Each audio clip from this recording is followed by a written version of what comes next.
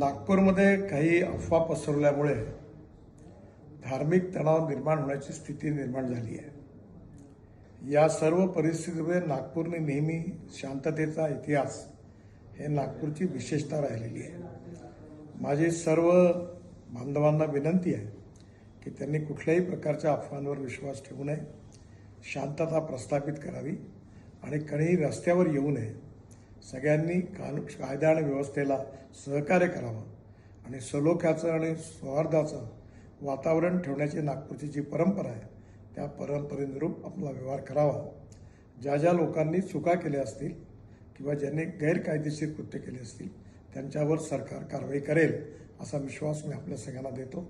माननीय मुख्यमंत्र्यांनाही या संबंधातली सर्व माहिती मिळालेली आहे, त्यामुळे आपण कुठल्याही अफवांवर विश्वास न ठेवता आपण सगळ्यांनी सहकार्य करावं आणि प्रेमाचं सौहार्दाचं उत्तम वातावरण ठेवण्याकरता मदत करावी, पोलिसांना मदत करावी असं माझी आपल्या सगळ्यांना नम्र विनंती आहे। नमस्कार।